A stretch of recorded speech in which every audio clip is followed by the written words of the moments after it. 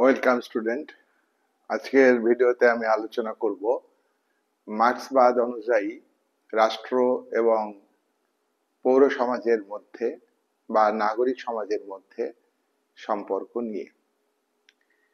এটা মার্ক্সবাদের একটা গুরুত্বপূর্ণ দিক বা আলোচনা। মার্ক্সবাদে একটা বিপরীত একটা দৃষ্টিভঙ্গি থেকে অন্যান্য মতবাদ যেভাবে রাষ্ট্র এবং নাগরিক সমাজের মধ্যে তুলনামূলক আলোচনা করেছেন, তার থেকে সম্পূর্ণ আলাদা একটা দৃষ্টিকোণ থেকে, বিপরীত দৃষ্টিকোণ থেকে রাষ্ট্র এবং নাগরিক সমাজের মধ্যে সম্পর্ক নিয়ে আলোচনা করেছেন। দেখো, রাষ্ট্র হচ্ছে একটা রাজনৈতিক সমাজ। মার্ক্সবাদ অনুযায়ী এটা উপরিতলের বা উপরিকাঠামোর বা ইমারতের একটি প্রতিষ্ঠান বা সুপার স্ট্রাকচার ইংরেজিতে বলে। আর মার্ক্সবাদ অনুযায়ী সমাজের ভিত হলো অর্থনীতি,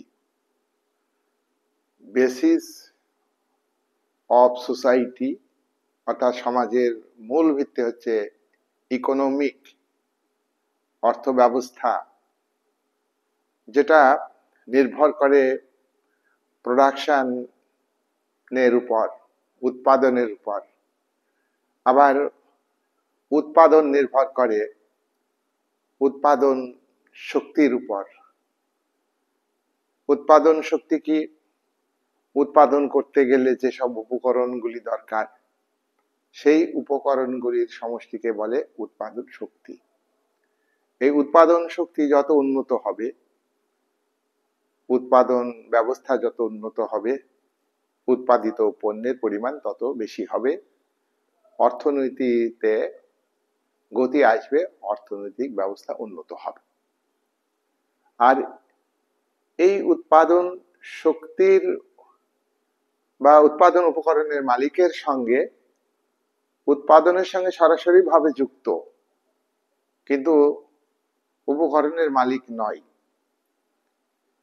তাদের যে সম্পর্ক, উৎপাদনের উপকরণের মালিক আর উৎপাদনের সঙ্গে সরাসরি ভাবে যুক্ত, এই উভয়ের যে সম্পর্ক তাকে বলে প্রোডাকশন রিলেশন বা উৎপাদন সম্পর্ক।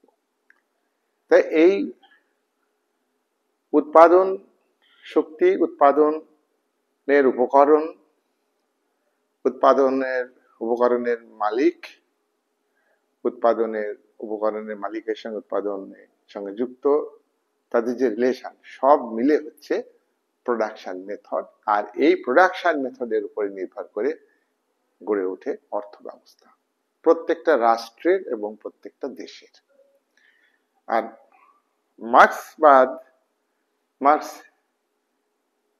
মার্ক্সের রাজনৈতিক চিন্তা, মার্ক্সের রাষ্ট্র সম্পর্কিত ভাবনা, আইন ব্যবস্থা, ধর্ম ব্যবস্থা, শিক্ষা ব্যবস্থা, অর্থ ব্যবস্থা ইত্যাদি সম্পর্কে মার্ক্স যে আলোচনা করেছেন, তার নাম অনুযায়ী হলো মার্ক্সবাদ।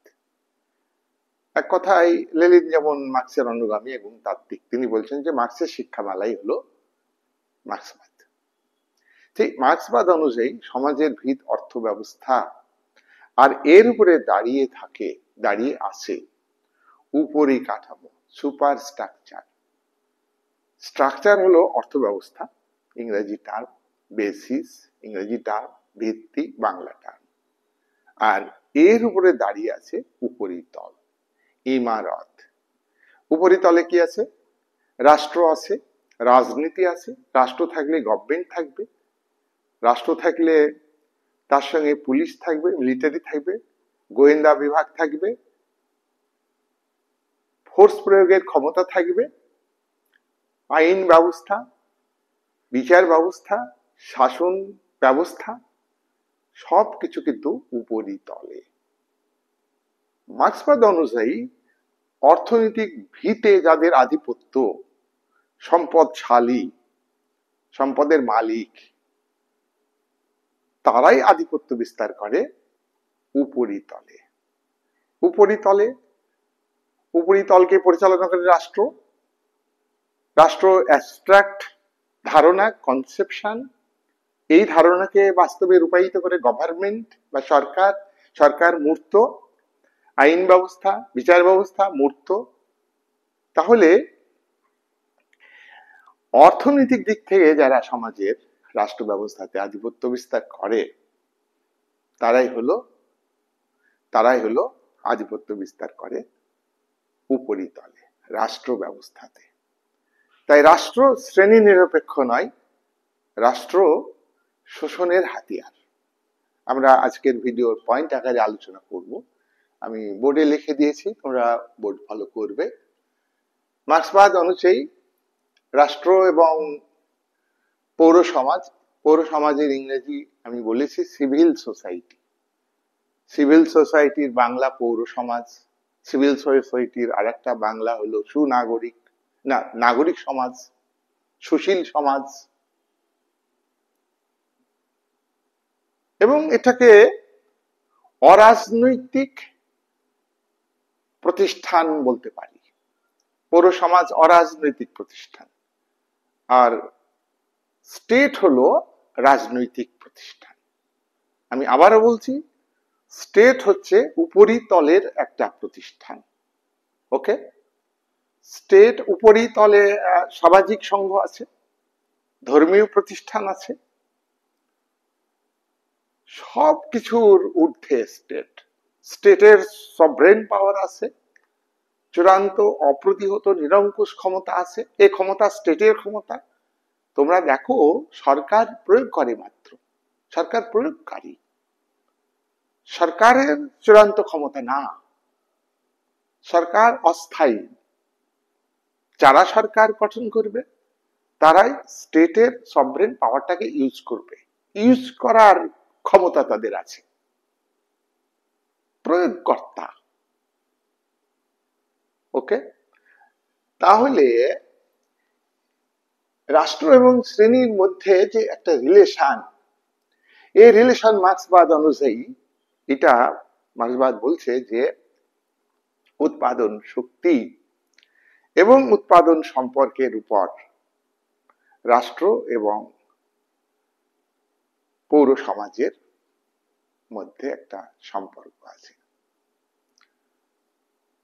পৌর সমাজ এটা উপরিতলে, মার্ক্সবাদ অনুযায়ী উপরিতলে গড়ে ওঠে। মার্ক্সবাদ অনুযায়ী রাষ্ট্র গড়ে ওঠে উপরিতলে, আর উপরিতলে পৌর সমাজ যেটা গড়ে উঠছে, সিভিল সোসাইটি, তার হাতে সভরেন পাওয়ার থাকে না, চূড়ান্ত ক্ষমতা থাকে না। সভরেন পাওয়ার থাকে স্টেটের হাতে। স্টেট বিমূর্ত যেহেতু, ধারণা যেহেতু, স্টেটের এই পাওয়ারটা ইউজ করে গভর্নমেন্ট। ওকে, তাহলে তোমরা দেখো যে ইকোনমিক স্ট্রাকচার এবং প্রোডাকশন রিলেশন কাকে বলে? উৎপাদনের উপকরণের মালিক, কিন্তু উৎপাদন তারা নিজে হাতে কলমে করে না। তাদের সঙ্গে যারা উৎপাদনের উপকরণের মালিকানা থেকে বঞ্চিত, কিন্তু তারা উৎপাদন করে, দ্রব্য উৎপাদন করে, পণ্য উৎপাদন করে, তারা শ্রমজীবী, প্রলেতারিয়া। এদের সঙ্গে ওই মালিকদের যে relation, that is production relation. এই প্রোডাকশন রিলেশন এবং অর্থনৈতিক দিক থেকে আধিপত্য বিস্তারকারী শ্রেণী বিভক্ত সমাজ ব্যবস্থাতে রাষ্ট্র শ্রেণী নিরপেক্ষ নয়, রাষ্ট্র শ্রেণী শোষণের হাতিয়ার। কোন শ্রেণীর শোষণের হাতিয়ার? রাষ্ট্র হলো শাসক শ্রেণীর শোষণের হাতিয়ার।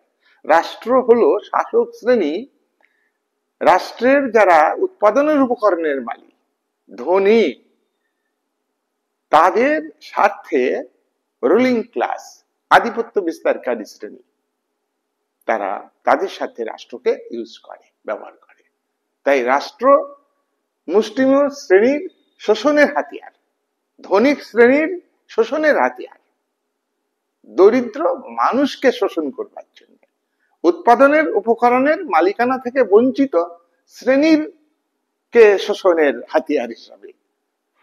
ওকে, তাহলে রাষ্ট্র তৈরি হচ্ছে, পৌর সমাজ তৈরি হচ্ছে সমাজের অর্থনৈতিক অবস্থা থেকে, পৌর সমাজ তৈরি হচ্ছে সমাজের আধিপত্য বিস্তারকারী শ্রেণী থেকে। এখানে মার্কস এঙ্গেলস একটা কথা বলেছে যে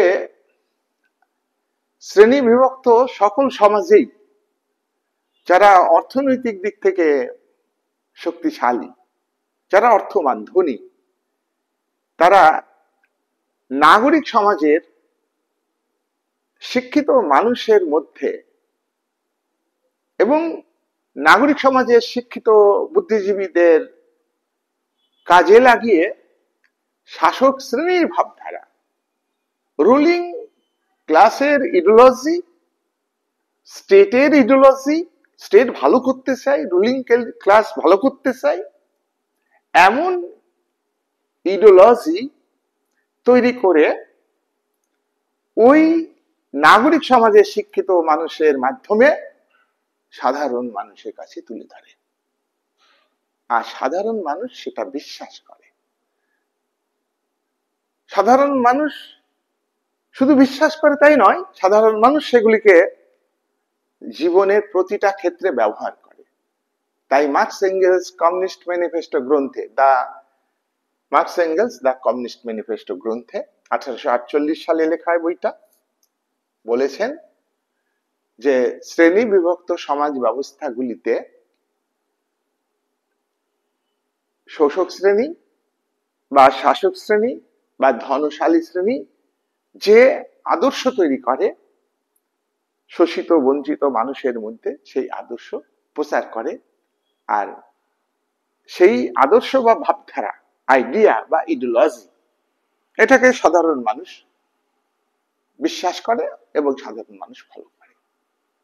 এটা কেন করে? রাষ্ট্রের কাজ শ্রেণী নিরপেক্ষ, রাষ্ট্রের কাজ কল্যাণমূলক, রাষ্ট্র ভালো প্রতিষ্ঠান, রাষ্ট্রের গুণগান করে ইডিওলজি তৈরি করে, সেটা সাধারণ মানুষ কিন্তু ফলো করে। এটা রাষ্ট্র, মার্ক্সবাদ অনুযায়ী রাষ্ট্র চিরদিন ছিল না। সিভিল সোসাইটি, নাগরিক সমাজও চিরদিন ছিল না। সুশীল সমাজ চিরদিন ছিল না। আদিম সাম্যবাদী সমাজে সম্পত্তির উপর ব্যক্তিগত মালিকানা ছিল না। মানুষ প্রথমে খাদ্য সংগ্রাহক ছিল, তারপরে খাদ্য উৎপাদকে পরিণত হয়েছে, গোষ্ঠী সৃষ্টি হয়েছে, সম্পত্তির উপর ব্যক্তি মালিকানা সৃষ্টি হওয়ার ফলে ব্যক্তি স্বার্থবোধ মানুষের মধ্যে সৃষ্টি হয়েছে, নতুন সমাজ তৈরি হয়েছে। মার্ক্সবাদ বলছে যে উৎপাদন ব্যবস্থা সবসময় বিকাশমান, সবসময় ডেভেলপিং। কেন? মিনস অফ প্রোডাকশন বা উৎপাদনের উপকরণগুলি সবসময় উন্নতির দিকে যায়। যেহেতু মিনস অফ প্রোডাকশন উন্নতির দিকে যায়, সেহেতু প্রোডাকশন মেথডও কিন্তু উন্নতির দিকে যাবে। এখানে মানুষের ভূমিকা আছে। উৎপাদনের উপকরণগুলো উন্নত থাকবে। তাই খাদ্য সংগ্রাহক থেকে মানুষ যখন খাদ্য উৎপাদক হলো, কৃষিকাজ শিখলো, হাতে কলমে কাজ ছিল, সমাজে শ্রেণী শোষণ আসলো, নতুন একটা সমাজ ওই আদিম সাম্যবাদী সমাজের গর্ভে জন্ম লাভ করলো। তার নাম হচ্ছে দাস সমাজ ব্যবস্থা। আর এই দাস সমাজেই তৈরি হয়ে গেল দুটি শ্রেণী, একটা দাস মালিক, দাসদের প্রভু, মাস্টার ইংরেজিতে, অন্যদিকে দাস, কৃতদাস, তাদের উপর অত্যাচার নিপীড়ন করত। আর অত্যাচার নিপীড়ন করবার জন্যই স্টেটের আবির্ভাব হয়েছে। কিন্তু সেই সমাজের মাস্টাররা নতুন একটা যে ভাবধারা তৈরি করে, তবু তারা যে ভালো, তারা যে খারাপ নয়, এটা কিন্তু চেষ্টা করেছে। অনেক কৃতদাসকে ভালোবাসত, অনেক কৃতদাস মালিকের জীবন রক্ষা করত, অনেক কৃতদাসদের অর্থ নিয়ে কৃতদাস থেকে তাকে মুক্তি দিত। তাহলে এই যে একটা ইডিওলজি, অর্থাৎ কৃতদাস ব্যবস্থা শোষণ ভিত্তিক কৃষি ব্যবস্থা, সেটা শোষণ ভিত্তিক এটা তারা বলতো না। কিন্তু মানুষ যারা কৃতদাসদের বেত্রাঘাত, দৈহিক নির্যাতন, মানসিক নির্যাতন, মারতে মারতে তাদেরকে মেরে ফেলত, তার ফলে তারা নিজেরাই সচেতন হয়ে কৃতদাস মালিকদের বিরুদ্ধে লড়াই করেছে, সমাজের পরিবর্তন ঘটিয়েছে, নতুন একটা সমাজ সৃষ্টি করেছে, সেটা হলো ফিউডালিজম বা সামন্ত ব্যবস্থা। সামন্ত ব্যবস্থাতে ওই কৃতদাস ব্যবস্থার মালিক যারা, জমির মালিক, তারাই হলো এখানে সামন্ত প্রভু বা জমির মালিক, আর কৃতদাস ব্যবস্থাতে যারা কৃতদাস ছিল তারাই সামন্ত ব্যবস্থাতে রূপান্তরিত হলো ভূমিদাস। ভূমিদাসদের কিছুটা স্বাধীনতা ছিল। তাহলে এখানে দেখছি ভাবধারা, সামন্ত সমাজের যে ভাবধারা, ইডিওলজি, সিভিল সোসাইটির যারা লেখাপড়া জানা সেই সময়ে, তারা কিন্তু ওই সামন্ত প্রভুদের দ্বারা নিয়ন্ত্রিত হতো। সামন্ত প্রভুদের গুণগান তারা করত, সামাজিক রীতিনীতি শিক্ষিত মানুষের মধ্যে দিয়ে করে নিত। তার মানে জমির মালিক সামন্ত প্রভু, তাদের বুদ্ধির তুলনায় সেই সমাজের যারা পণ্ডিত ব্যক্তি, শিক্ষিত মানুষ, কবি সাহিত্যিক, তাদের বুদ্ধি অনেক বেশি। তাই সামন্ত প্রভুর পক্ষে ইডিওলজি তৈরি করত, আর সেইটাই সাধারণ মানুষের মধ্যে প্রচার করত। তা সত্ত্বেও ভূমিদাসদের উপর যে অত্যাচার নিপীড়ন ছিল, অর্থাৎ সামন্ত প্রভুদের কর্মচারীরা যেভাবে অত্যাচার করত, আর ভূমিদাসদের কিছুটা স্বাধীনতার ফলে তারা কিছু ব্যবসা বাণিজ্য শুরু করেছে কিছু মানুষ, এবং তারা নদীর ধারে বসবাস করেছে, উদীয়মান ধনিক বণিক শ্রেণীতে পরিণত হয়েছে। আর পরবর্তীকালে তারাই বুর্জোয়া শ্রেণীতে পরিণত হয়েছে, ধনতান্ত্রিক সমাজ ব্যবস্থা। সামন্ত যুগের উদীয়মান ধনিক বণিক শ্রেণী, শিল্পপতি শ্রেণী, তাদেরই স্বার্থে ভূমিদাসদের সংগঠিত করে ভূমিদাস মালিক সামন্ত প্রভুদের রাজতান্ত্রিক শাসন ব্যবস্থার বিরুদ্ধে বিপ্লব ঘটিয়ে সমাজে রূপান্তর ঘটিয়েছে এবং বুর্জোয়া সমাজ সৃষ্টি হয়েছে। এই বুর্জোয়া সমাজেও বর্তমান যেটা চলছে, মার্কস বলছেন, তোমরা জানো যে মার্কস 1818 সালে জন্মগ্রহণ করেন, 1883 সালে মারা যান। তার কমিউনিস্ট ম্যানিফেস্টো, মার্কস এঙ্গেলস দুজনের 1848 সালে, তার হলি ফ্যামিলি 1845 সালে, France, class struggle in France, তার বিখ্যাত বই 50-এর দশকে, 1850-এর দশকে, দাস ক্যাপিটাল 1867 সালে প্রথম খণ্ড, মারা যাওয়ার পরে 1885 সালে মার্কসের দ্বিতীয় খণ্ড প্রকাশিত হয়। মার্কস মারা যাওয়ার পরে 1894 সালে তার বন্ধু এঙ্গেলস তৃতীয় খণ্ড প্রকাশ করে, বিখ্যাত গ্রন্থ দাস ক্যাপিটাল। এইসব গ্রন্থে এই সমাজ ব্যবস্থার বিকাশের কথা উল্লেখ আছে।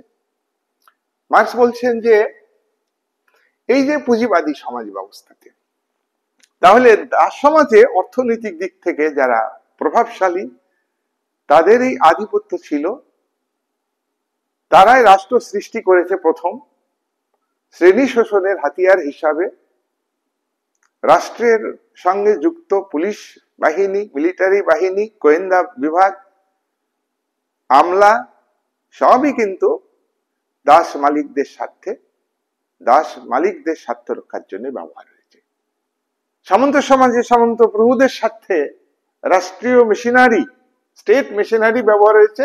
তাই আজকের পুঁজিবাদী সমাজ ব্যবস্থাতেও স্টেট মেশিনারি ব্যবহার হচ্ছে পুঁজিপতি শ্রেণীর স্বার্থ রক্ষা করবার জন্য। রুলিং ক্লাস আর পুঁজিপতি শ্রেণী গাঁটছাড়া যে সম্পর্ক, অবিচ্ছেদ্য রিলেশন, এই কথা মার্কস এঙ্গেলস তাদের বিভিন্ন গ্রন্থে বলেছে। এখানে মার্কস এঙ্গেলসকে অনুসরণ করে একজন বিখ্যাত তাত্ত্বিক, মার্ক্সবাদী তাত্ত্বিক, বলশেভিক বিপ্লবের নেতা Lenin, VI Lenin, Vladimir Ilyich Lenin, তিনি 1919 সালে একটি বিশ্ববিদ্যালয়ের একটা ভাষণে স্টেটের সম্পর্কে বলেছিলেন। সেই ভাষণটায় একটি গ্রন্থে রূপান্তরিত হয়। গ্রন্থটা হলো দি স্টেট। দিস স্টেট গ্রন্থে লেনিন বলছেন, state is a machine one class over another. এক রাষ্ট্র হলো একটা শ্রেণীর দ্বারা। কোন শ্রেণী দ্বারা? সুবিধাবাদী। কোন শ্রেণী দ্বারা? শাসক শ্রেণী। কোন শ্রেণী দ্বারা? সম্পদের মালিক শ্রেণীর দ্বারা।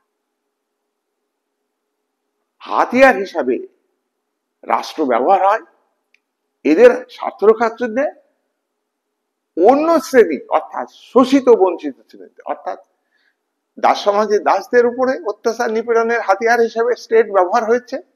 সামন্ত সমাজে রাষ্ট্র ব্যবহার হয় সামন্ত শ্রেণীর স্বার্থ রক্ষা করবার জন্য, সম্পদের মালিকের স্বার্থ রক্ষা করবার জন্য, ধনীদের স্বার্থ রক্ষা করবার জন্য। এই বুর্জোয়া সমাজও কিন্তু বুর্জোয়া শ্রেণীর স্বার্থ রক্ষা করবার জন্য রাষ্ট্র ব্যবহার হয়। বুর্জোয়া সমাজ, যে মার্কস বলছেন যে বুর্জোয়া সমাজ দুটি শ্রেণীতে বিভক্ত হয়ে গেছে, দুটি শক্তি শিবিরে ভাগ হয়ে গেছে, দুটি শত্রু শিবিরে ভাগ হয়ে গেছে। শক্তি শিবির, শত্রু শিবির। একদিকে বুর্জোয়া আর একদিকে প্রলেতারিয়েত, শ্রমজীবী শ্রেণী, মেহনতি মানুষ। একদিকে অত্যাচারী শ্রেণী, অন্যদিকে অত্যাচারিত শ্রেণী। একদিকে শাসক শ্রেণী আর একদিকে শাসিত শ্রেণী। একদিকে নিপীড়নকারী শ্রেণী আর একদিকে নিপীড়িত মানুষ। একদিকে অন্যায়কারী শ্রেণী আর একদিকে অন্যায় সহ্য করা শ্রেণী, মেহনতি খেটে খাওয়া মানুষ। এখানে শ্রমজীবী মানুষ যে উদ্বৃত্ত মূল্য সৃষ্টি করে, যে সময় শ্রম দিয়ে তারা দ্রব্য উৎপাদন করছে, সেই উৎপাদিত পণ্যের সামান্য অংশ মজুরি হিসাবে পায়। মার্কস এঙ্গেলস বলছেন, মালিক বা বুর্জোয়া শ্রেণী শিল্পপতি মজুরি দেয় বা মজুরি বৃদ্ধি করে শ্রমজীবী মানুষের স্বার্থ রক্ষা করবার জন্য নয়। শ্রমজীবী মানুষ খেয়ে পরে বেঁচে থাকে, মজুরি দিয়ে কোনো মতে বেঁচে থাকে। যতটুকু না দিলে তারা বাঁচবে না, ততটুকুই দেয়। এ দেয় মালিকের স্বার্থে। তার কারণ শিল্পায়নের প্রথম যুগে শ্রমিক মরে গেলে শিল্প বন্ধ হয়ে যাবে, তাই মালিকের স্বার্থেই শ্রমিককে বাঁচিয়ে রাখে, মালিকের স্বার্থেই শ্রমিকের মজুরি বাড়ায়, শ্রমজীবী মানুষের স্বার্থে নয়। খুব উল্টো পাল্টা কথা মনে হচ্ছে, কিন্তু এটা মার্ক্সীয় ব্যাখ্যা। নেক্সট, তাহলে তোমরা দেখো, তাহলে মার্ক্স বলছেন সিভিল সোসাইটি এটা একটা গুরুত্বপূর্ণ বিষয়। সিভিল সোসাইটি তে উৎপাদন সম্পর্ক গড়ে ওঠে, সিভিল সোসাইটিতে প্রোডাকশন রিলেশন গড়ে ওঠে, আবার সিভিল সোসাইটিতে শিল্প বাণিজ্য শ্রমিকের সঙ্গে সামাজিক প্রতিষ্ঠানও সিভিল সোসাইটিতে গড়ে ওঠে। তাহলে মার্ক্সবাদ অনুযায়ী সিভিল সোসাইটির তে কি কি থাকে আমরা বলে নিই। সিভিল সোসাইটিতে দেখো অর্থনৈতিক কাজ থাকে। অর্থনৈতিক কাজ, উৎপাদনের সঙ্গে যারা যুক্ত তারা উৎপাদন করে, কৃষক কৃষিজীবী তারা কৃষি কাজ করে, শিল্পে যারা কাজ করে তারাও কাজ করে, শিল্পজাত দ্রব্য উৎপাদন করে। সম্পত্তি সম্পর্ক সিভিল সোসাইটিতে থাকে। সিভিল সোসাইটিতে পুঁজিপতি শ্রেণী আছে, বর্তমান ক্যাপিটালিজমে সিভিল সোসাইটিতে আছে সাধারণ খেটে খাওয়া মানুষ। আজকে বিশ্বায়ন এবং বেসরকারির যুগে, বেসরকারীকরণের যুগে, খোলা বাজার অর্থনীতির যুগে,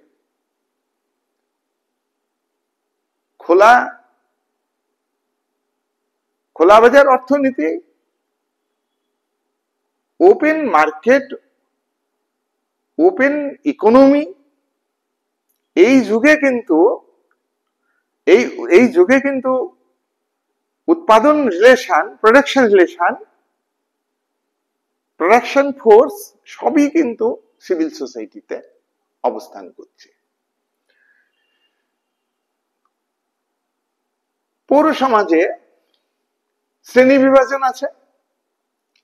আমি অতীতের মার্ক্সবাদ অনুযায়ী প্রত্যেকটা শ্রেণীর কথা বললাম। বর্তমানে বুর্জোয়া শ্রেণী, প্রলেতারিয়েট শ্রেণী। দেখো, প্রলেতারিয়েট কথার মানে হলো সর্বহারা শ্রেণী, মেহনতি মানুষ, মজদুর মানুষ। সর্বহারা মানে কি? উৎপাদনের উপকরণের মালিকানা থেকে বঞ্চিত।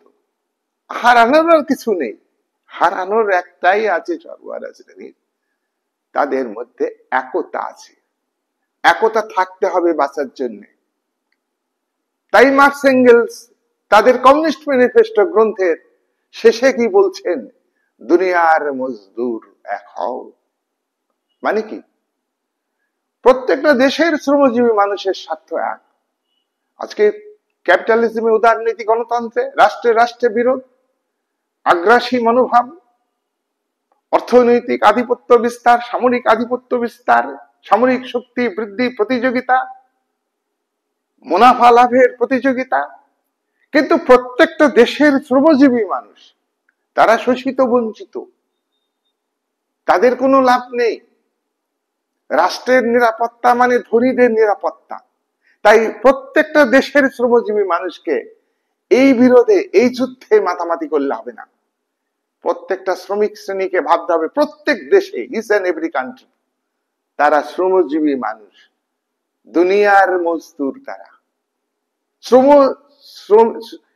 মানে আন্তর্জাতিকতাবাদ, পুঁজিবাদী রাষ্ট্রের কর্ণধাররা বলেন ইন্টারন্যাশনালিজম, কিন্তু ইন্টারন্যাশনালিজম প্রকৃতপক্ষে প্রতিষ্ঠিত হবে শ্রমজীবী মানুষের ইন্টারন্যাশনালিজম। পৃথিবীর সমস্ত শ্রমিক শ্রেণীর স্বার্থ এক, সমস্ত শ্রমিকদের ঐক্যমতে আসতে হবে, ইউনিটি তৈরি করতে হবে। প্রত্যেক দেশের ট্রেড ইউনিয়নগুলির মূল লক্ষ্য হচ্ছে গোটা ওয়ার্ল্ডে একটাই ট্রেড ইউনিয়ন, একটাই পতাকা, মজদুর শ্রেণীর পতাকা, শোষিত বঞ্চিত মানুষের পতাকা। আর প্রত্যেক দেশের শাসক শ্রেণীর ক্যারেক্টার এক এক এক। সুতরাং এইখানে বুর্জোয়া মানে উৎপাদনের উপকরণের মালিক, এই শ্রেণীটা কৃষকদের মধ্যে থেকে সৃষ্টি হয়েছিল। বুর্জোয়ারা, কৃষকদের মধ্যে কিছু স্বাধীনতা ছিল এই তোমার সামন্ত ব্যবস্থাতে। সেই স্বাধীনতার ফলে কেউ হাতে কলমে কাজ করেছে, কেউ ব্যবসা বাণিজ্য করেছে, কেউ ফেরি করেছে, কেউ ব্যবসা করতে করতে উন্নতি হয়েছে, অর্থবান হয়েছে, নদীর তীরে বসবাস করেছে। তাই দেখো পৃথিবীর প্রায় শহরই কিন্তু নদীর ধারে। আর এই উদীয়মান ধনিক শ্রেণী, গ্রামে জমিদার জোতদার তন্ত্র, সামন্ত প্রভু, এদের উচ্ছেদ করেছে। দেশে দেশে তারা রেভলিউশনের ডাক দিয়েছে, কৃষকদের নিয়েই রেভলিউশন। যত লড়াই কিন্তু সাধারণ মানুষকে নিয়ে। সাধারণ মানুষ লড়াই না করলে কোনো লড়াই সফল হবে না। অথচ প্রত্যেকটা দেশের সাধারণ মানুষই কিন্তু শোষিত, বঞ্চিত, লাঞ্ছিত, সুবিচার পায় না, কিচ্ছু পায় না তারা। তার কারণ ক্যাপিটালিজমের বৈশিষ্ট্যই হলে যে মানুষ মানুষকে শোষণ করবে, এটা হচ্ছে মার্ক্সবাদ।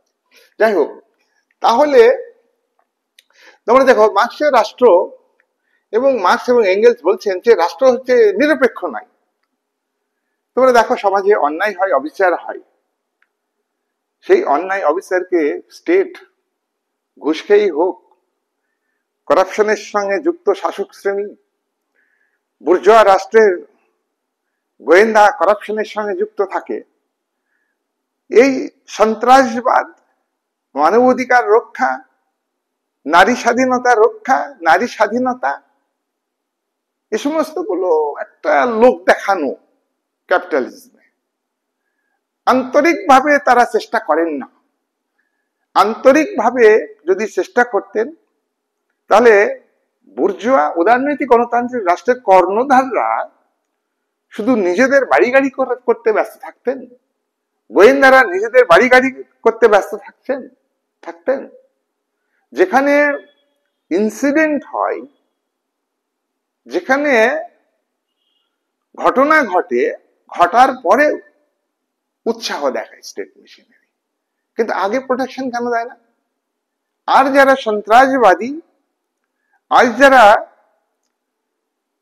ল অ্যান্ড অর্ডারের এগেনস্টে লড়ে, তারা বিপথে পরিচালিত, এটা চাই শাসক শ্রেণী, এবং এটা আর্টিফিশিয়ালি সৃষ্টি করা হয়, প্রয়োজনে আর্টিফিশিয়ালিকে এটাকে দমন করা হবে, কিন্তু নির্মূল করার চেষ্টা আন্তরিকভাবে করবে না। তাই তাই মার্কস এঙ্গেলস বলছেন, স্টেট হচ্ছে অর্থনৈতিক দিক থেকে আধিপত্য বিস্তারকারী শ্রেণীর স্বার্থ সৃষ্টি করে। স্টেট ধনীদের স্বার্থ সৃষ্টি করে। প্রত্যেকটা উদারনৈতিক গণতান্ত্রিক রাষ্ট্রের কর্ণধাররা দেশে কোম্পানির সঙ্গে চুক্তি করে, বিদেশে বিভিন্ন কোম্পানির সঙ্গে চুক্তি করে, বিভিন্ন রাষ্ট্রের সরকারের সঙ্গে চুক্তি করে। প্রত্যেক দেশের সরকারই তার দেশের ধনিক শ্রেণীর স্বার্থ রক্ষা করবার জন্য। স্টেট বিদ্যমান যে সম্পত্তি রিলেশন রয়েছে, বিদ্যমান সমাজ ব্যবস্থা, বিদ্যমান অর্থনৈতিক ব্যবস্থা যেটা চলছে তাকে বলে বিদ্যমান। যে প্রোডাকশন রিলেশন চলছে, শোষণমূলক প্রোডাকশন রিলেশন চলছে, বিরোধমূলক প্রোডাকশন রিলেশন চলছে, সেটাকে ধরে রাখতে হবে। স্টেট মেশিনারির মূল লক্ষ্য হচ্ছে এটাকে ধরে রাখা। আর মেশিনারির সঙ্গে, স্টেট মেশিনারির সঙ্গে যুক্ত ধনীরা ও গণতন্ত্রের যতই জনগণের কথা বলা হোক না কেন, বেগ কথা, এ মেকি কথা, এটা মুখে মুখে গণতন্ত্র।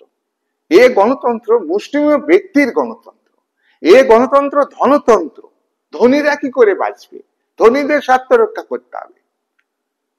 ওকে, তাহলে এই জায়গায় দেখো, স্টেট কিন্তু রক্ষা করছে বিদ্যমান প্রোডাকশন রিলেশনকে, বিদ্যমান শোষণ ব্যবস্থাকে। আমেরিকা, ইংল্যান্ড, ভারত, ফ্রান্স, এমনকি চীন, যে নামে মাত্র মেকি বামপন্থী সোশ্যালিজম, সোশ্যালিজম নয়, এটা ক্যাপিটালিজমের বাপ।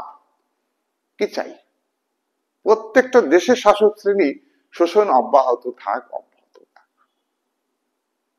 জনকল্যাণ করে মানুষের পরিষেবা, মানুষকে সাহায্য করে। একটা কথা মনে রাখবে, মার্ক্সবাদে এটা বলা হয়, পাত্রের ফুটো যদি বন্ধ থাকে, জল তুমি যতই ঢালো, জল কিন্তু পড়ে যাবে। তাই সমাজ ব্যবস্থাতে যে করাপশনের রাস্তাগুলো আছে, দুর্নীতির রাস্তাগুলো আছে, স্টেটের গোয়েন্দাদের ঘুষ খাওয়ার সুযোগ আছে, স্টেটের রাজনৈতিক প্রতিনিধি তারা অর্থনৈতিক দিক থেকে অর্থ সম্পদ লুট করার সিস্টেম আছে, তাদের জন্য বিচার নয়, তাদের জন্য কোনো শাস্তি নেই। দেশে বিদেশে আমরা দেখতে পাই। আবার সন্ত্রাসমূলক কাজকে তারাই সৃষ্টি করে। বিশ্বে আমেরিকা সন্ত্রাসবাদ সৃষ্টিকারী একটা দেশ, এবং প্রত্যেকটা স্টেটই কিন্তু পাওয়ারে থাকার জন্য বিদ্যমান সরকার মাসেল পাওয়ারকে গুরুত্ব দেয়, করাপশনকে গুরুত্ব দেয়, স্টেট পাওয়ারকে আঁকড়ে ধরবার জন্য। তাহলে এইখানে তুমি দেখো, স্টেট কিন্তু শোষণকে ধরে রাখছে। ক্রমোচ্চ স্তর রক্ষা করে স্টেট।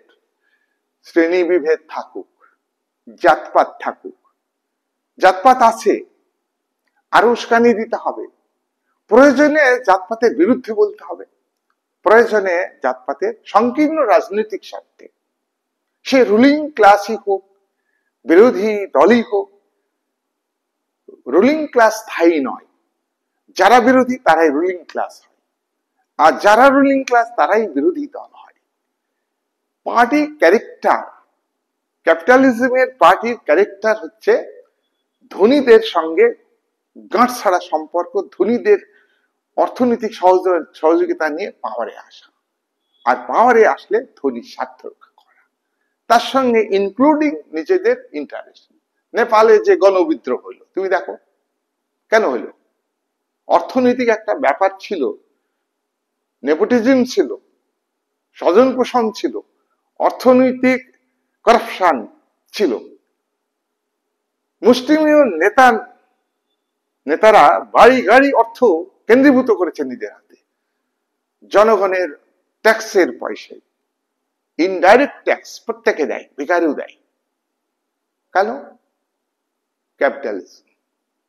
ক্যাপিটালিজম, ওখানে তো প্রচন্ড মাওবাদী গভর্নমেন্ট ছিল, সেও ক্যাপিটালিজমকে অনুসরণ করেছে।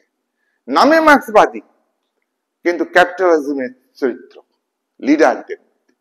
খুব বিশ্বে খুব কম নেতা আছেন যে মার্ক্সবাদী নীতি অনুযায়ী তাদের লাইফস্টাইল, মার্ক্সবাদী নীতি অনুযায়ী তাদের ইডিওলজি।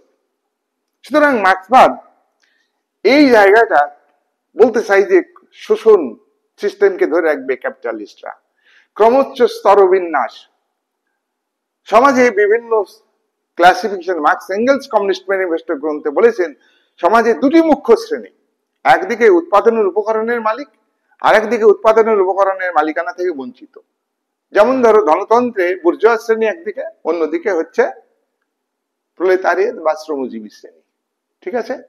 এবার এ বাদেও কিন্তু গৌণ শ্রেণী আছে, গৌণ শ্রেণী আছে। এই যে গৌণ শ্রেণী, ক্লাস ডিভিশন, এই যে ভারতের সমাজে বর্ণাশ্রম, আর্য যুগে ব্রাহ্মণ সম্পদশালী, গরুর মালিক ছিল অনেক, তারাই অনেক ফন্দি ফিকিরি তৈরি করেছে, নিয়ম তৈরি করেছে, যুগ যুগ ধরে সেই ধারা বয়ে আসছে। সেই সিস্টেমের এগেনস্টে কেউ বিরুদ্ধে বলেনি। অ্যারিস্টটল স্লেভ সিস্টেমকে গ্রিসের নগর রাষ্ট্রগুলিতে তিনি সমর্থন করেছেন, বিরোধিতা করেননি। ওই যে মার্ক্স বলছেন যে ইডিওলজি তৈরি হয় গ্রিসের নগর রাষ্ট্রগুলিতে, যে ইডিওলজি অ্যারিস্টটলের ইডিওলজি, অ্যারিস্টটল যে ভাবনা দিয়েছেন, আদর্শ দিয়েছেন, প্লেটো যে আদর্শের কথা বলেছেন, সেইটাই সাধারণ মানুষ। কিন্তু তারা তো বললেন না যে কৃত দাস ব্যবস্থা অমানবিক, ও তা করছে মালিকরা, তাও বলছে এটা এক স্বাভাবিক ব্যবস্থা। আমাদের দেশের ঋষি মুনির ঋষিরা বর্ণাশ্রম প্রথাকে স্বাভাবিক বলছে, বর্ণাশ্রম প্রথা তুলে দেওয়ার কথা বলছেন না, বর্ণাশ্রম প্রথার কিছু ত্রুটি বিচ্যুতির কথা বলেছেন। যাই হোক, তাহলে এখানে দেখো এই হচ্ছে স্টেটের মানে শোষণ ব্যবস্থাকে বজায় রাখা। মার্কস এঙ্গেলস এর মতে রাষ্ট্রের উপাদান,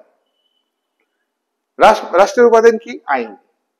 আইন হচ্ছে, আইন দেখো দুই ধরনের, একটা সাংবিধানিক আইন আছে, প্রত্যেকটা স্বাধীন রাষ্ট্রের সংবিধান আছে, সাংবিধানিক আইন, আর প্রত্যেক দেশের আইনসভা আছে, আইনসভা তৈরি করে আইন, সাধারণ আইন। দুই আইনের মধ্যে পার্থক্য আছে।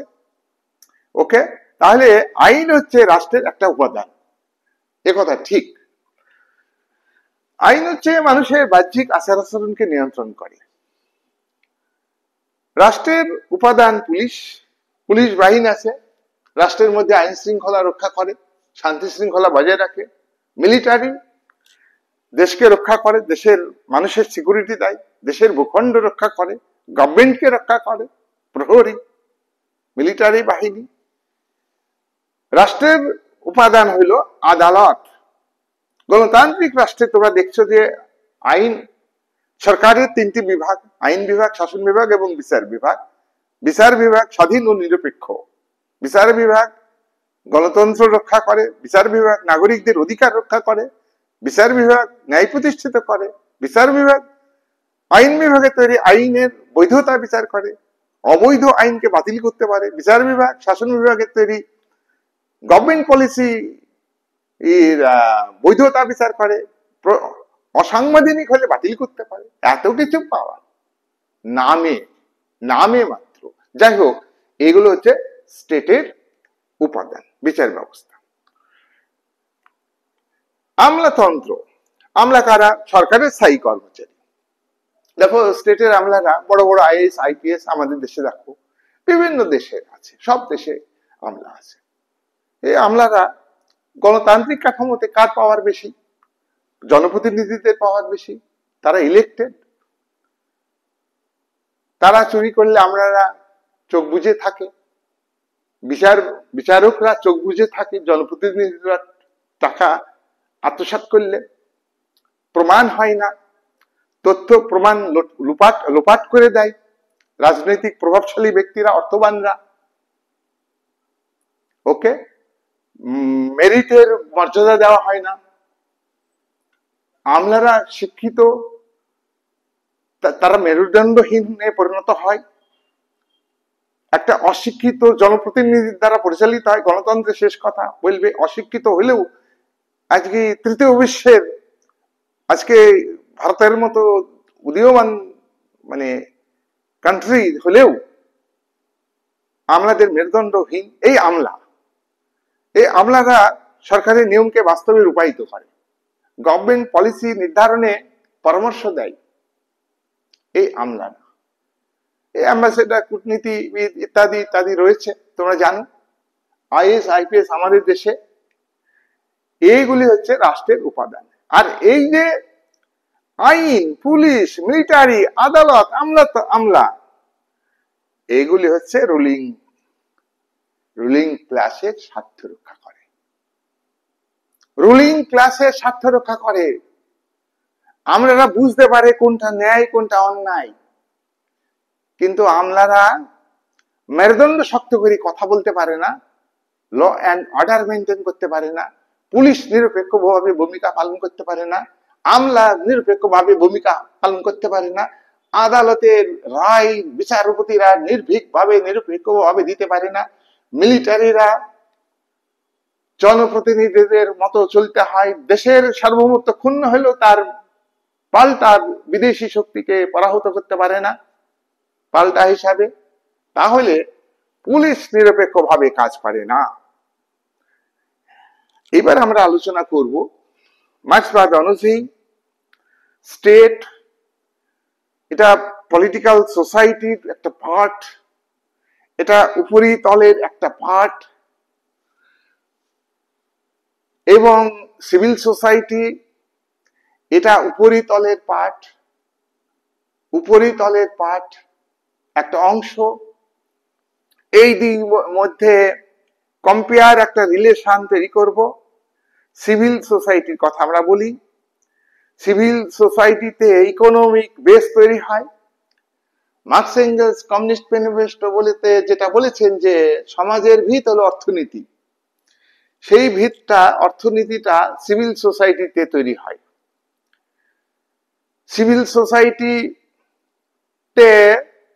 ক্লাস ডিভিশন থাকে, বিভিন্ন শ্রেণী থাকে। মার্কস এঙ্গেলস তাদের কমিউনিস্ট ম্যানিফেস্টো গ্রন্থে দুটি মুখ্য শ্রেণীর কথা বলেছেন, পাশাপাশি অনেক গৌণ শ্রেণীর কথা বলেছেন। সমাজে দুটি ভাগ, দুটি শ্রেণী, একটা শোষক আর শোষিত, এ বাদে কিন্তু এর মধ্যে অনেক ডিভিশন রয়েছে। তাহলে এই ডিভিশন সিভিল সোসাইটিতে আছে। ক্যাপিটালিস্ট ক্লাস প্রলেতারিয়েটকে শোষণ করে। ক্যাপিটালিস্ট ক্লাসের মূল লক্ষ্য হচ্ছে মূলধন বিনিয়োগ করে কি করে মুনাফা অর্জন করতে হবে, সেই বাড়তি মুনাফা, অ্যাবনর্মাল প্রফিট, তারা আবারও ইনভেস্ট করে, দেশের মধ্যে বিদেশে ইনভেস্ট করে, গভর্নমেন্ট তাদের সাহায্য করে। নয়া উদারনীতিবাদী রাষ্ট্রের সরকার পাহারাদার হিসাবে, কাদের পাহারাদার হিসাবে? ক্যাপিটালিস্টদের পাহারাদার হিসাবে কাজ করে। ক্যাপিটালিস্টরা যাতে দেশের বাজারে এবং বিদেশের বাজারে সগৌরবে তাদের ইনভেস্ট করতে পারে। কিন্তু এই ইনভেস্ট, দ্রব্য উৎপাদন, মানুষের আপাত দৃষ্টিতে মানুষের উপকার হয়, আপাত দৃষ্টিতে মানুষ পণ্য পাচ্ছে, কিন্তু মূলত কিন্তু অ্যাবনর্মাল প্রফিট ক্যাপিটালিস্ট ক্লাস অর্জন করে এবং তাদের ক্যাপিটাল বারবার বৃদ্ধি করবে, ইনভেস্ট করবে এবং তাদের ক্যাপিটাল পাহাড় পর্বতের মতো হয়ে যাবে, এত পরিমাণ হবে। Gigantic capital, gigantic production, gigantic sale, gigantic profit, gigantic পুনরায় ইনভেস্টমেন্ট। এইভাবে চক্রাকারে তোমার ক্যাপিটালিস্টরা কাজ করে। এইটা হলো সিভিল সোসাইটিতে। দেখো, সিভিল সোসাইটিতে ক্যাপিটালিজমের শোষণ অন্যায় না। শিক্ষা ব্যবস্থাতে দুর্নীতি থাকলেও দুর্নীতি হয় না, রাষ্ট্রের কাজ প্রচার করা। করাপশন থাকলে করাপশন মুক্ত একটা প্রশাসন প্রচার করা হয়। রাজনৈতিক প্রশাসন প্রচার করে, আবার অরাজনৈতিক প্রশাসন গোয়েন্দা আমলা তারাও প্রচার করে প্রত্যেকটা দেশের গোয়েন্দা, যে প্রত্যেকটা দেশ আমার নিজের দেশ আর কি, ধোয়া তুলসী পাতা, এইটা কিন্তু প্রচার করে। যাই হোক, তাহলে দেখো এই হচ্ছে সিভিল সোসাইটিতে হচ্ছে শিক্ষা সংস্কৃতি কালচারাল রেভলিউশন।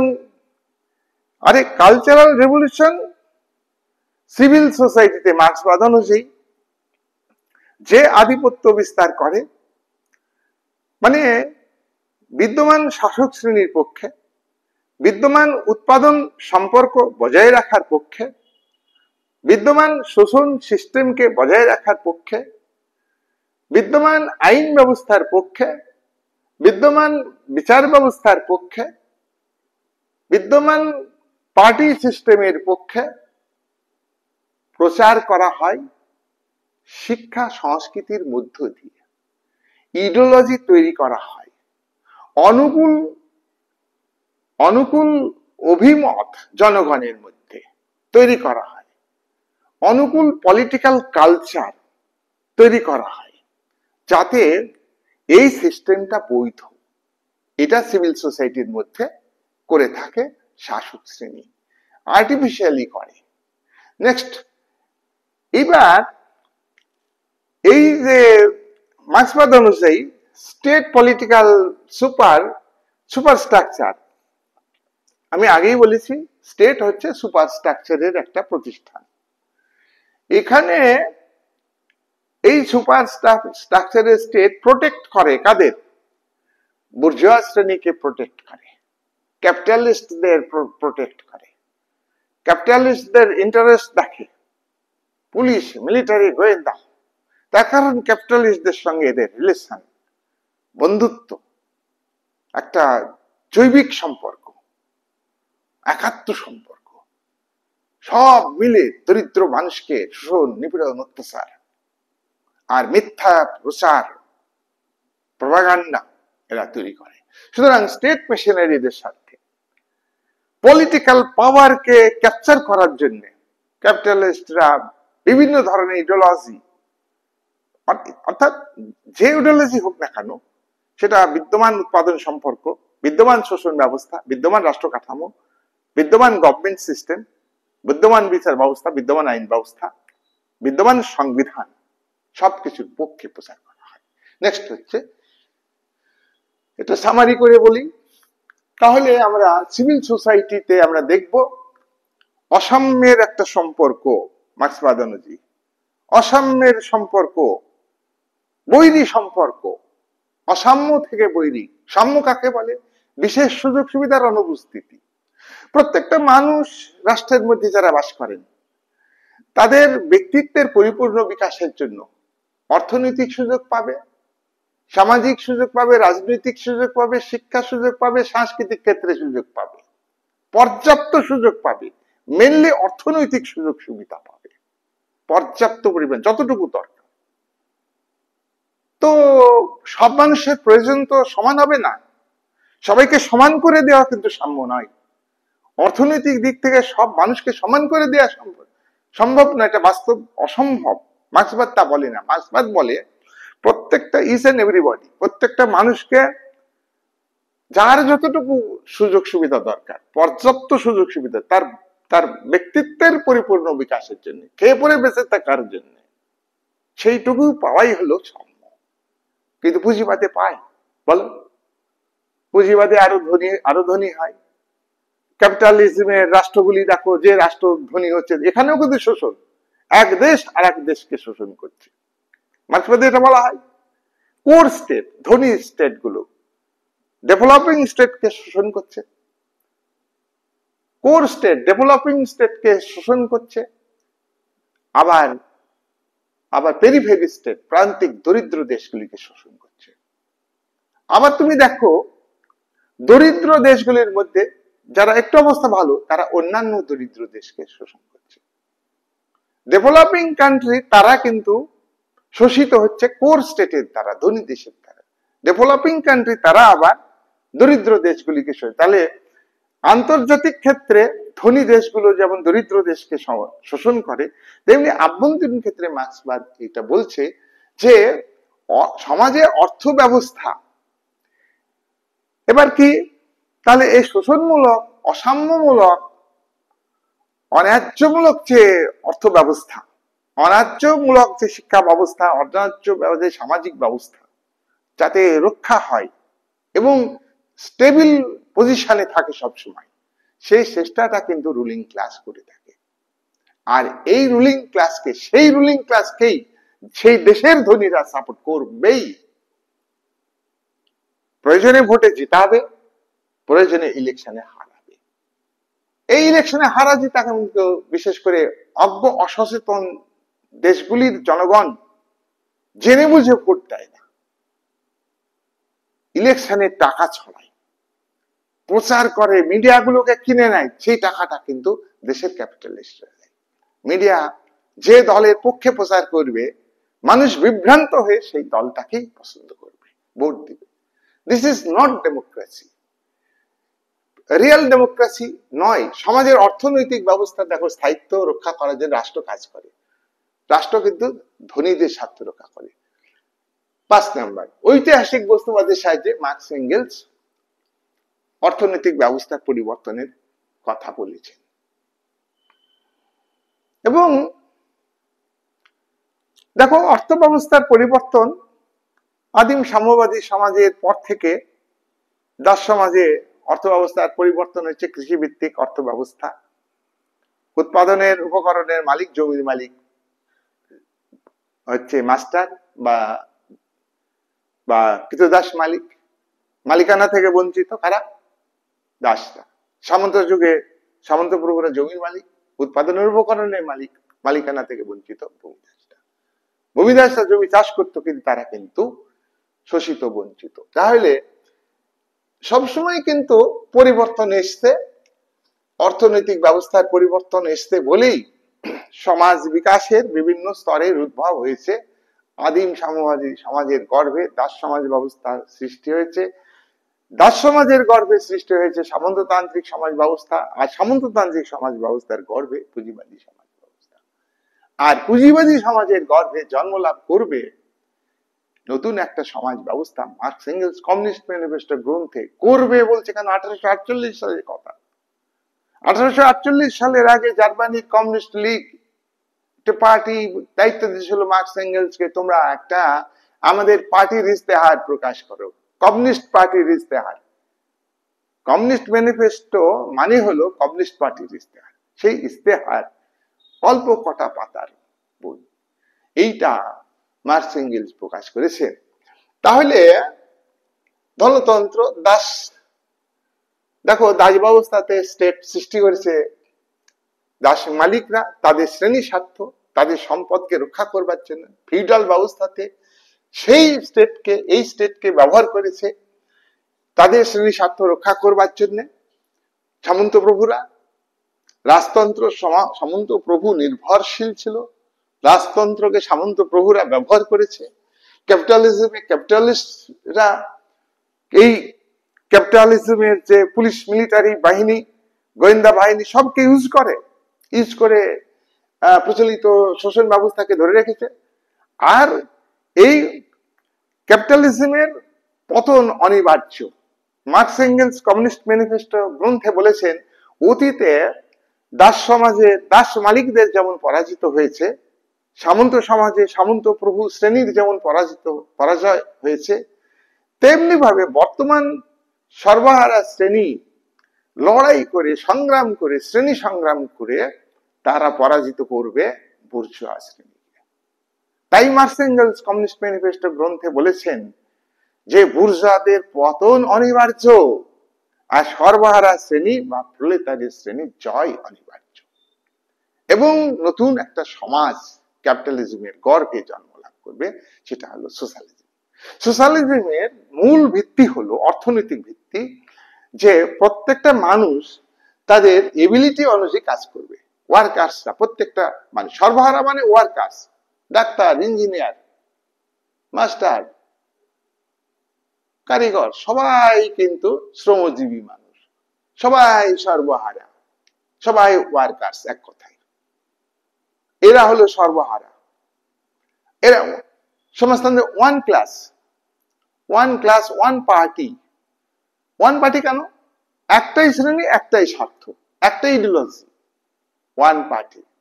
বাস্তবের সঙ্গে মিলাবে না, থিওরিটা ভালো করে বোঝার চেষ্টা করো। One class, one party, one interest, সর্বহারার ইন্টারেস্ট। আর ইকোনমিক্যাল বেস হলো, অর্থাৎ এখানে সিভিল সোসাইটি তে একটা শ্রেণী থাকবে, সিভিল সোসাইটিতে একটা শ্রেণী থাকবে, তারা হলো উৎপাদনকারী শ্রেণী, প্রত্যেকে কাজ করতে হবে। ক্যাপিটালিজমে বুর্জোয়ারা কাজ করে না, পরগাছা, তারা আলোক লতা আর কি। শ্রমজীবী মানুষ কাজ করে।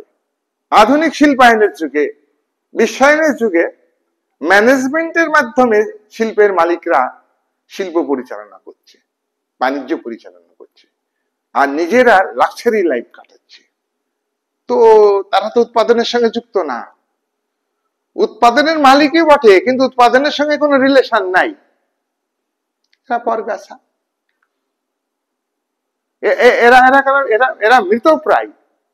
আভ্যন্তরীণ বাজার দখলের জন্য নিজেরা মারামারি করে, আবার বিদেশের বাজারে দ্রব্য বেচার জন্য, কাঁচামাল সংগ্রহ করবার জন্য, অর্থনৈতিক আধিপত্য বিস্তার করার জন্য, সামরিক প্রভাব বৃদ্ধি করবার জন্য, নয়া সাম্রাজ্যবাদ বিস্তার করার জন্য, নয়া উপনিবেশবাদ কায়েম করবার জন্য তারা নিজেদের মধ্যে দ্বন্দ্বে লিপ্ত, পতন অনিবার্যভাবে হবে। তাই তাই তাই মার্কস বলছেন যে সমাজতন্ত্রে কিন্তু শ্রেণী থাকবে, একটাই শ্রেণী, প্রত্যেককে কাজ করতে হবে, যে কাজ করবে না সে খেতেও পাবে না।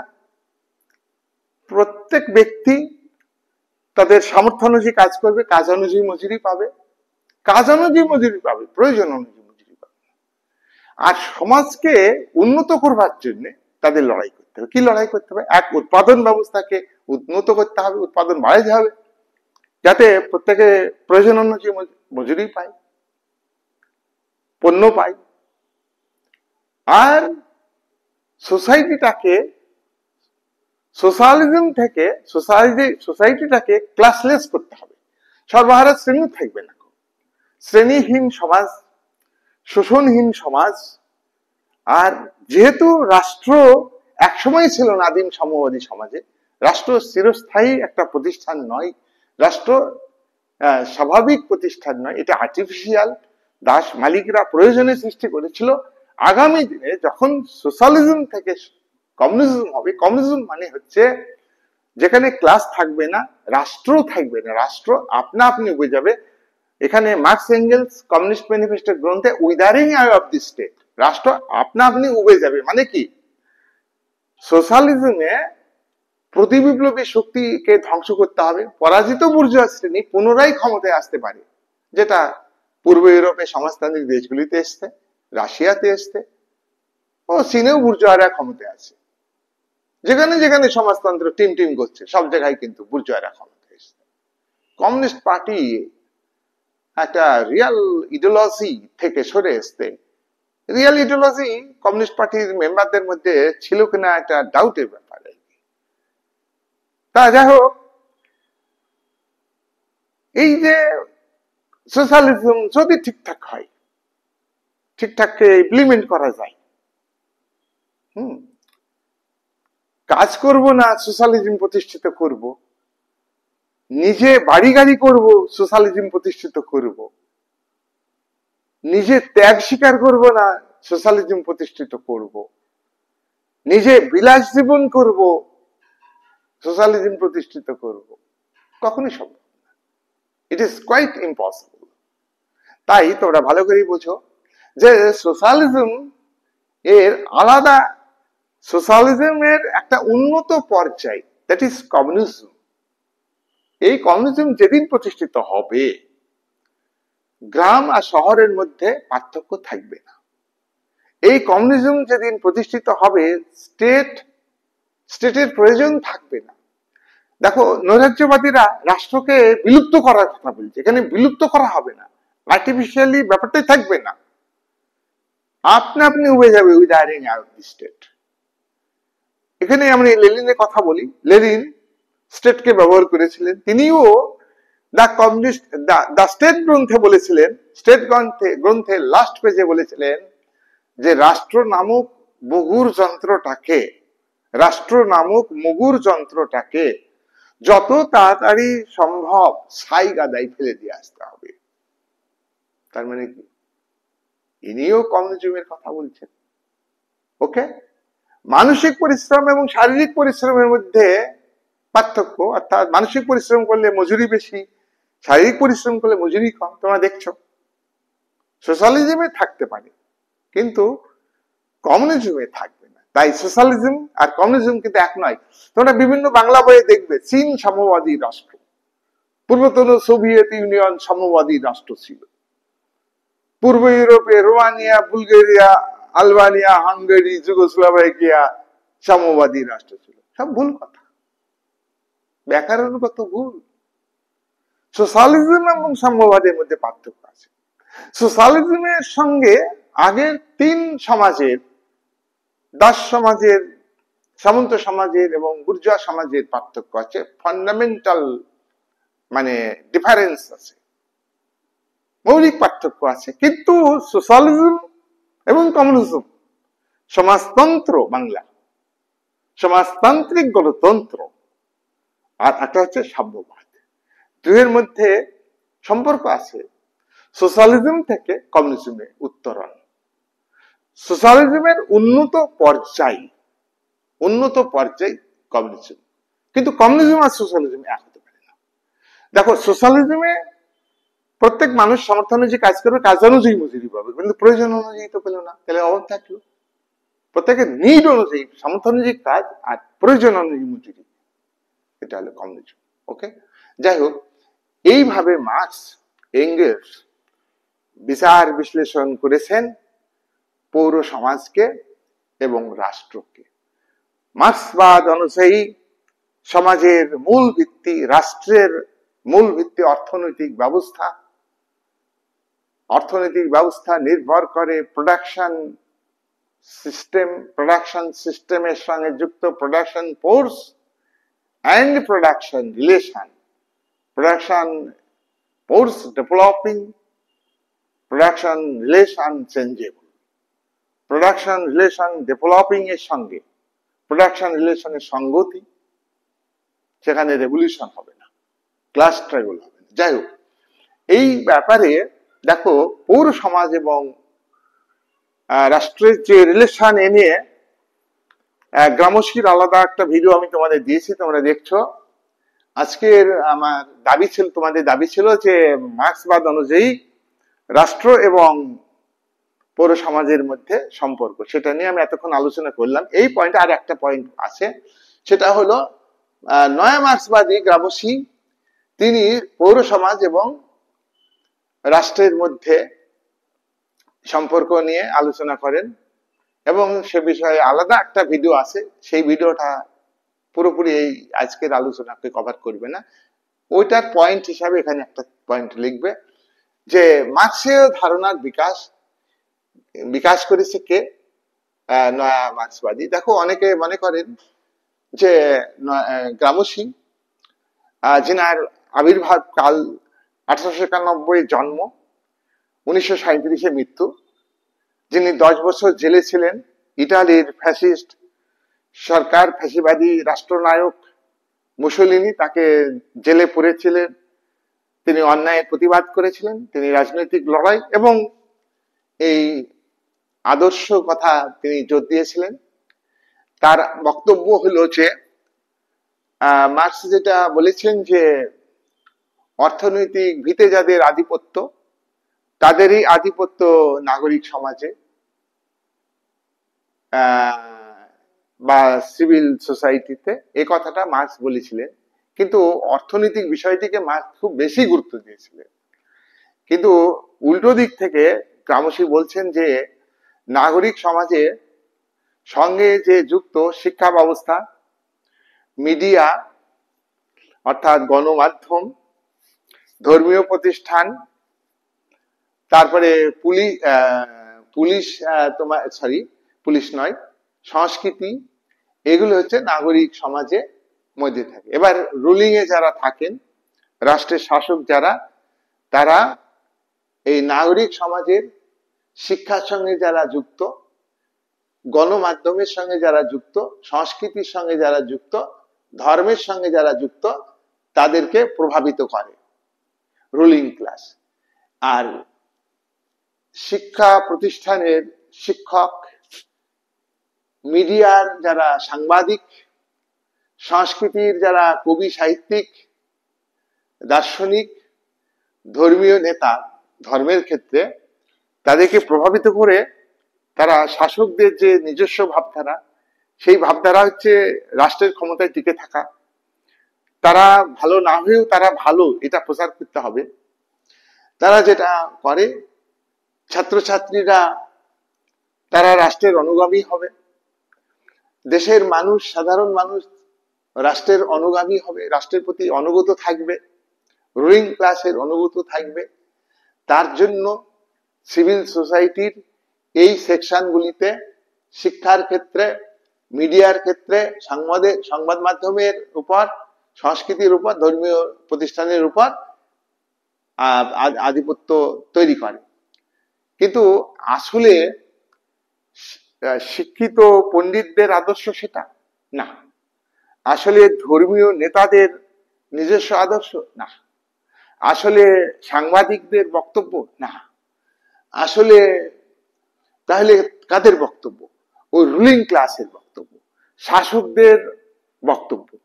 এবং শাসকরা কিন্তু ধনীদের স্বার্থ রক্ষা করে। তাহলে ধনী এবং শাসক উভয়ে ইডিওলজি তৈরি করে এই শিক্ষিত লোকদের। কবি গামসী বলছেন, যারা উচ্চ শিক্ষিত বুদ্ধিজীবী তারা কিন্তু শাসক শ্রেণীর তল্পি বাহক হিসাবে কাজ করে, পক্ষে প্রচার করে, কবিতা লিখে, সাহিত্য রচনা করে, গল্প লিখে, মিডিয়া তাদের শাসক শ্রেণীর পক্ষে কথা বলে। তাই এই সিভিল সোসাইটিকে সবসময় নিয়ন্ত্রণে রাখে কারা? শ্রেণী বিভক্ত সমাজ ব্যবস্থাতে শাসক শ্রেণী। তাই অর্থনীতি যেমন এদের দ্বারা এদেরকে প্রভাবিত করছে, যারা শাসক শ্রেণী অর্থের দ্বারা যেমন প্রভাবিত করছে একদিকে, তেমনি তার থেকে বড়ভাবে প্রভাবিত করছে এই সিভিল সোসাইটিকে। তাই সিভিল সোসাইটি এর মধ্যে এই শিক্ষা বিস্তারের ক্ষেত্রে সঠিক নিরপেক্ষ শিক্ষা নয়, সাহিত্য নিরপেক্ষ সাহিত্য নয়, মিডিয়া ঠিক কথা বলছে না। তার জন্যে যারা সাধারণ বুদ্ধিজীবী তারা এবং শ্রমজীবী মানুষ, সর্বহারা মানুষ, তারা নিজস্ব সংস্কৃতি, নিজস্ব আদর্শ, নিজস্ব শিক্ষার মূল্যবোধ এগুলি গড়ে তুলবে, যেটা হলো সিভিল সোসাইটিতে যে ভাবধারাটা তৈরি করেছে শাসক শ্রেণী তার পাল্টা ভাবধারা। সেই ভাবধারা কিন্তু ওই আধিপত্য অর্থাৎ ধনীদের আধিপত্যকে নস্যাৎ করে দিবে। এবং সাংস্কৃতিক জগতে শ্রমজীবী মানুষ তারা যদি আধিপত্য বিস্তার করতে পারে, তাদের শ্রমিকদের স্বার্থ রক্ষাকারী যে আদর্শ ইডিওলজি, সেটা বুদ্ধিজীবী, মিডিয়া, মানে কি বলবো, শিক্ষা প্রতিষ্ঠান, ধর্মীয় প্রতিষ্ঠান, সব ক্ষেত্রেই যদি শ্রমিকদের যে ইডিওলজি, এটা হচ্ছে শোষণমুক্ত ইডিওলজি, সেই ইডিওলজি তৈরি করতে পারে, তাহলে বুর্জোয়া শ্রেণী, ক্যাপিটালিজমের বুর্জোয়া শ্রেণী, এই কবি সাহিত্যিক এদেরকে হাত করে, বুদ্ধিজীবী শ্রেণী মিডিয়াকে হাত করে যে আধিপত্যটা সাধারণ মানুষের মধ্যে প্রচার করছে, সাধারণ মানুষ তাতে বিভ্রান্ত হয়ে যাচ্ছে। তাই শ্রমজীবী মানুষকে নিজস্ব আধিপত্য বিস্তারের জন্য নিজস্ব কালচার করতে হবে। এবং এখানে দেখো, মার্ক্সবাদের পৌর সমাজ এবং রাষ্ট্রের এই যে পরিবর্তন, শোষণমুক্ত সমাজ আনতে গেলে সমাজতন্ত্রে, সেখানে মার্ক্স এঙ্গেলস তিনটি সংগ্রামের উপর গুরুত্ব দিয়েছেন। এক নম্বর সংগ্রাম হচ্ছে অর্থনৈতিক দাবির ভিত্তিতে, যেমন মার্ক্স অর্থনীতিকে বেশি গুরুত্ব দিয়েছেন, অর্থনৈতিক দাবির ভিত্তিতে শ্রমজীবী সর্বহারা শ্রেণী লড়াই করবে। দুই, শ্রমজীবী শ্রেণী অর্থনৈতিক দাবি আদায় করবার জন্য তাদের বেতন বন্ধ হয়ে যেতে পারে, তাদের অর্থনৈতিক সুযোগ সুবিধা বন্ধ হয়ে যেতে পারে, তখন কি হবে? না খেয়ে তারা আদর্শকে আঁকড়ে ধরে তারা লড়াই করবে রাজনৈতিক ক্ষমতা দখল করবার জন্য। আর পরে তারপরে রাজনৈতিক ক্ষমতা দখল করবে, সর্বহারার এক ন্যায়ত্ব প্রতিষ্ঠিত হবে। এইখানে গ্রামসী যুক্ত করেছে না, প্রথমে অর্থনৈতিক দাবির ভিত্তিতে নয়, প্রথমেই শ্রমজীবী মানুষের মধ্যে সাংস্কৃতিক বিপ্লব ঘটাতে হবে। শ্রমজীবী শোষিত বঞ্চিত মানুষের ইডিওলজি তৈরি করতে হবে, যেটা তোমার রোজা লুক্সেমবার্গের আর লেনিনের মধ্যে বিতর্ক ছিল। রোজা লুক্সেমবার্গ বলেছিলেন যে শ্রমজীবী মানুষের মধ্যে মানে তারা শ্রমজীবী মানুষরা স্বতঃস্ফূর্ত ভাবে লড়াই করবে, স্বতঃস্ফূর্ত ভাবে লড়াই করবে, তাদের লড়াই তাদেরকেই করতে হবে। কিন্তু লেনিন সেখানে বলেছিলেন যে পার্টি যারা বুদ্ধিজীবী, যারা পার্টি অন্যান্যরা, তারা শ্রমিককে সংগঠিত করবে। এইটা সঙ্গে এখানে দেখো লুক্সেমবার্গের বক্তব্যের সঙ্গে এখানে ইটালির অ্যান্টোনিও গ্রামসির বক্তব্য মিল আছে। তাই গ্রামসি এটা বলছেন যে পৌর সমাজে মধ্যে যারা শ্রমজীবী শ্রেণী এবং যারা সাধারণ বুদ্ধিজীবী শ্রেণী ঐক্যবদ্ধ হয়ে তারা ইডিওলজি তৈরি করবে, সেই ইডিওলজিটা শাসক শ্রেণীর বিরুদ্ধে ইডিওলজি। দেখো শাসক শ্রেণী পৌর সমাজের শিক্ষা ব্যবস্থা তাদের হাতে, মিডিয়া তাদের হাতে, বিচার ব্যবস্থা তাদের হাতে, সবকিছু তাদের হাতে। তারা তাদের পক্ষে অনুকূল মনোভাব, দৃষ্টিভঙ্গি, মূল্যবোধ সৃষ্টি করছে, প্রতিনিয়ত কাজে লাগাচ্ছে। আর তার বিপক্ষে মূল্যবোধ তৈরি করতে হবে। এবার কিন্তু যদি শাসক শ্রেণী বুঝতে পারে যে শ্রমিক শ্রেণী তাদের আদর্শ তৈরি করছে, তাহলে কিন্তু ডান্ডা পিন্টে ঠান্ডা করে দিবে, পুলিশ দিয়ে, মিলিটারি দিয়ে, গোয়েন্দা দিয়ে একদম পিছিয়ে দেবে। গোয়েন্দা পুলিশ সন্ত্রাসবাদ দমন করতে না পারলেও শ্রমজীবী মানুষের মধ্যে যদি ইডিওলজি গড়ে তোলে, যেটা গ্রামসির বক্তব্য, যেটা গ্রামসিকে জেল খাটতে হয়েছে এই কথা বলবার জন্য, তাহলে প্রত্যেকটা গণতান্ত্রিক রাষ্ট্র যদি শ্রমজীবী মানুষের মধ্যে ইডিওলজি তৈরি হয় যে পাল্টা ইডিওলজি তৈরি করতে হবে শাসক শ্রেণী, তখনই কিন্তু স্টেট মেশিনারির ভূমিকা দেখবে সাধারণ মানুষ। তখন কিন্তু সন্ত্রাসবাদী হামলাতে যেমন মারা যাচ্ছে, এত মারা যাবে না, এত মারা যাবে না। কি করে এই ইডিওলজিকে ধ্বংস করতে হবে? তার কারণ ক্যাপিটালিস্টরা সবসময় ভয় পায়, সোশ্যালিজমকে ভয় পায়, কমিউনিজমকে ভয় পায়। ক্যাপিটালিস্টদের রুলিং ক্লাস, যেটা লিবারাল ডেমোক্রেটিক সিস্টেম, উদারনৈতিক গণতান্ত্রিক ব্যবস্থা, লিবারালিজমকে যেটা গুরুত্ব দেয়, liberalism, traditional liberalism, modern liberalism এবং নিউ লিবারালিজম, সব লিবারালিজমের একটাই লক্ষ্য, কি করে সোশ্যালিজমকে ধ্বংস করা যায়, কি করে কমিউনিজমকে কম যায়। তার বড় প্রমাণ 1848 সালে মার্কস এঙ্গেলস তাদের কমিউনিস্ট পার্টির ইস্তেহার গ্রন্থে প্রথম লাইনেই বলেছিলেন, ইউরোপ ভূত দেখছে, কমিউনিজমের ভূত, সোশ্যালিজমের ভূত, এ ভূত ঝেড়ে ফেলার কিছু নয়। ভূত দেখছে, তারা ঝেড়ে ফেলার চেষ্টা করবে, কিন্তু ছেড়ে কখনই ফেলতে পারবে না। যাই হোক, আজকের ভিডিও আমি এখানে শেষ করছি। তাই গ্রামসি বলছেন যে সাংস্কৃতিক ক্ষেত্রে, শিক্ষার ক্ষেত্রে শ্রমজীবী মানুষের যে ইডিওলজি, শোষণের বিরুদ্ধে ইডিওলজি, অত্যাচারের বিরুদ্ধে ইডিওলজি, ন্যায়ের পক্ষে ইডিওলজি, তারপরে সংগ্রাম, that is not political struggle, that is not economical struggle, that is ideological struggle। R ideological struggle এ যদি পৌর সমাজে আধিপত্য বিস্তার করতে পারে, তাহলে স্টেট পাওয়ার দখল করতে পারবে। আর সেই স্টেট পাওয়ার সর্বহারা শ্রেণী ব্যবহার করতে পারবে এবং পরবর্তীকালে সোশ্যালিজম থেকে প্রতিবিপ্লবী শক্তিকে ধ্বংস করবে এবং সোশ্যালিজম থেকে যেটা আমি আজকে আলোচনা করেছি, কমিউনিজমের বিভিন্ন বৈশিষ্ট্য, সেই কমিউনিজম বা সাম্যবাদ প্রতিষ্ঠিত করবে। এই বলে আজকে আর আলোচনা শেষ করলাম। ভিডিওটা বড় হয়ে গেল, একটু ধৈর্য ধরে